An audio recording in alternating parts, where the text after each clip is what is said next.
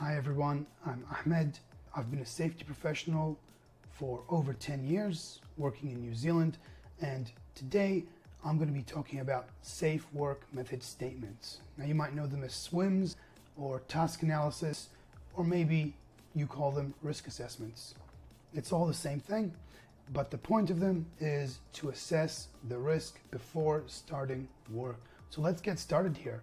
I'm currently in safety space and I am going to access the SWMS module and start a blank SWMS. Now before we get into the nitty-gritty of filling this out, I want to cover a couple of items. Firstly, the intent of SWMS. So SWMS are intended to help people doing the work plan it before they start working. This way they can be aware of the hazards and have the controls in place before they embark on tasks that involve risk. That means that SWMS shouldn't be done by somebody in the office that isn't involved in the work. At the very least, those people who are going to be doing the work should review the SWMS immediately before they start working. But a better way to go about it is to have those workers in the room when the SWMS is initially set up. That way they're going to own the control methods that you put down on the piece of paper. If you don't fulfill those two requirements before starting to do SWMS, then all that SWMS are is going to be a piece of paper and not real implemented actions on site. On the other hand, if you do involve the workers on site in the development and reviewing the SWMS, then I assure you, you are going to have the best control in place for preventing accidents on site. Now, don't take my word for it. I'm going to add a link to the construction industry research below in the caption that shows that pre-task planning is the best method of preventing accidents. So how do you go about doing SWMS? Well, let's talk about the setup first. What I recommend, set up a meeting, have everyone come to the same room and start first by talking about what the job is, what the scope of work is in a general sense, the same way that you would once you know you're going to embark on a project or a task. And then the first thing that you want to fill in are the job steps based on the scope of work. So don't worry about hazards, don't worry about controls and all this other stuff yet. Let's just fill in the job steps. So as an example here, I am going to be doing a SWMS on installation of solar panels on a roof. Now let's get into filling out these job steps. So the first job step is going to be assessing the roof for the installation. The next one is going to be the safety preparation. The next one will be roof. Then we're going to do the panel mount and attachment. And then we're going to do the electricians. Then we're going to do the panel wiring and testing. And then we're going to commission the system. And then we're going to do the clean inside, restore. And finally, we're going to do the handover. Okay, so now we have these job steps in. So when you're doing this, you're going to be discussing this as a team, making sure these job steps are in the correct order, making sure that you haven't missed any of these job steps. Now you can expand this to be as detailed as you like, but it depends how complex the task you're doing is, how many risks are involved. I'd say at a bare minimum, your SWMS should be 3 steps, which is site setup, do the work, and then site cleanup, but that should only be for very simple tasks. So the nice thing about doing this in safety space is that I can change the order of these. As I'm doing this as a team, I can move these around, move them up or down, like so, and I can, remove rows or add more rows if I need to. And when you guys edit these on site, they can do the same through the mobile app. Now let's talk about the hazards and risks column.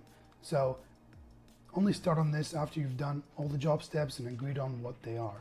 And then you want to look at that specific job step and think about what hazards are involved here in this job step. So when you're doing a roof assessment, the most obvious hazard is falls from height if you are going to be accessing that roof. And since a roof assessment doesn't involve any tool use or much else, then That's pretty much the main hazard involved here. Of course, if you had overhead power lines that were nearby or any other site-specific hazards, you want to be mentioning these here because they are relevant to when you're doing the roof assessment step. So the guiding principle here is that the hazards in this row should only relate to the job step in this row. And then after that, you want to define what the risk is here. Risk is a combination of likelihood and severity. Now you may have your own company risk matrix, or you may be using a generic risk matrix like that provided by SiteSafe or WorkSafe. So over here, falls from height, I'm going to give it an initial risk of high, and then we're going to leave the level of control here because the level of control is either minimize or eliminate. And if your roof assessment is going to require accessing that roof, then it's going to be minimized. So unless you're able to remove that job step completely or remove all the hazards from the job step, then most likely the level of control you're going to have here is going to be minimized. Next, you want to state what controls you're going to have for the hazards that are in this box. In this case, we have one hazard, and as an example here, I'm going to say install temporary edge protection, and I want to also say provide ladder access, and I want to say use a fall arrest, and I'm going to write here restraint. So we define that it's going to be fall restraint. The more specific you are here, the better, so that the guys on site know exactly what they need to do to prevent accidents occurring because of this hazard and risk. Examples of things that you should not put in here are work safely on the roof, or be careful, or other platitudes that really add no value, or they really tell people what to do practically.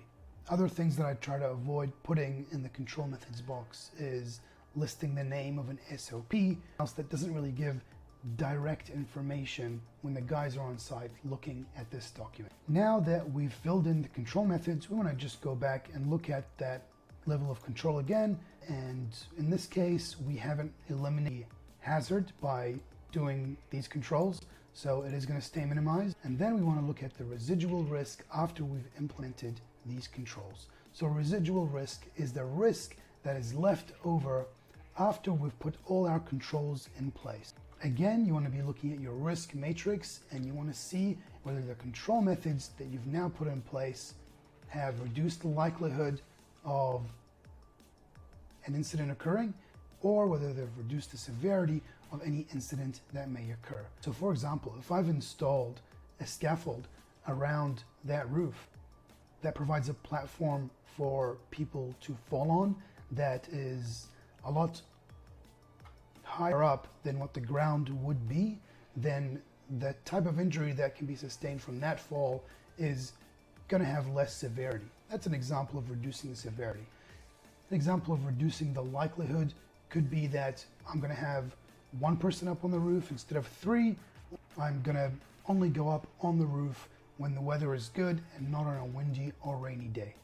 Now I'm going to go ahead and fill out the rest of this document. Now that I've filled all that in, there's a couple of points here that I want to raise. So you can have multiple hazards in one job step.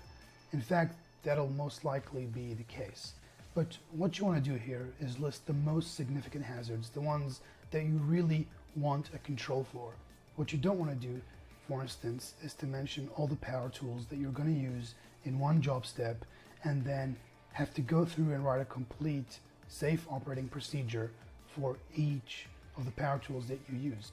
You want to think about using this document in a smart way with the intent of equipping the people on site with the controls that they need on the day to prevent an accident occurring. Again, you want to focus on those critical risks, things that are going to kill or maim people. Now, with that said, maybe you do have some power tools on site that can kill and maim people. And maybe those power tools are the most significant hazards on your site. In that case, you do want to go into the control methods for those power tools. But it all depends on the type of work you're doing, what hazards you have on site, and the competency of people on that site. So in the same way that we can have multiple hazards in one job step, we can also have multiple controls for one job step. Of course, if you have multiple hazards, then you need to be listing the controls for both those sets of hazards. And it's okay if you're repeating hazards, as I've done here, and it's okay if you're repeating controls. You're just showing the people on site, you're showing your client on this document what we are going to do as a group to prevent an accident occurring because of this hazard. So hopefully you've now filled out a complete document with the job steps, with the hazards, and with the controls. And the next step is to look at your residual risks and make sure that nothing left in the residual risks box is a high or critical risk. If it is, then you need to do more work. You need to have more control methods in place to make sure you reduce that residual risk to at least a moderate. Now that we've filled all that in, I'm just going to go back up here because we didn't cover this top section. This top section is basically categorizing the SWMS to make sure that we know what context it's under. So firstly, we did say what job we're doing here, the installation of solar panels on a roof. The other boxes should be quite straightforward, like the date of works, the project that we're on, the company that's going to be doing the work. You might also have subcontractors on the job and you want to put the names of those subcontractors that are going to be working with you, just to identify that they're going to also be working under this SWMS with these controls in place. Since they're going to be working with you on site, they need to be involved in the review of this document and making sure that they add their job steps, they add their hazards and controls, and to be briefed on site before starting the work based on the contents of the SWMS. The exception, of course, is when these subcontractors and they have their own SWMS where they've identified the job steps, hazards, and controls in their own document. And that's perfectly fine as long as you're involved in the review process and they share their document with you and you share your document with them here, so everyone is aware of the hazards on site and what controls are going to be in play. A couple of other boxes here is the work supervisor. We can put their name in here, and that just helps identify who's responsible for this job and who's responsible for closing this out. And sometimes we have a box here for listing the PPE and administrative controls that need to be in place. Now, the reason I've chosen to fill this in last is because we were brainstorming what our controls were. Now that we've put them all in, I can identify what items here are PPE and administrative controls that we need to have available when we do go to site. So PPE obviously is personal protective equipment like hard hats, gloves, and eye protection. And administrative controls are things like signage, cones, SOPs, and temporary traffic plans. So a nice way to do this in safety space is to list the number of workers, and they can sign digitally right here. So you can imagine doing this on a tablet or through a mobile phone is going to be a really easy way to collect these signatures, the names of the people on site and what company they work for. And then you can choose to save this as a draft if you're not on site yet, or to save and send this off to a client or a manager. So that is a brief outline of how you complete a SWMS. If you want access to SWMS templates, visit safetyspace.co. We have a full library of SWMS for various tasks. And before I sign off, I want to tell you about some other features in the Safety Space SWMS module. In Safety Space, you can create SWMS templates. So if I'm a company that always installs solar panels on roofs, I want to be creating a template that we're going to reuse. And then we're going to review that template on site. That's going to save us time in filling out a blank SWMS, but at the same time, it allows us to still go through a detailed process of reviewing the hazards, reviewing the controls before we start working. So our mission at Safety Space is to simplify safety. We want people to be filling in SWMS, knowing the intent of those SWMS, having them detailed and useful, and not having them be pieces of paper or long documents that nobody reads. If you're interested in a safety system that is streamlined, that is practical, that saves you time on site while helping you to achieve a safer workplace, check out safetyspace.co, and if you have any questions or you want me to do any further videos on this topic, please leave a comment below.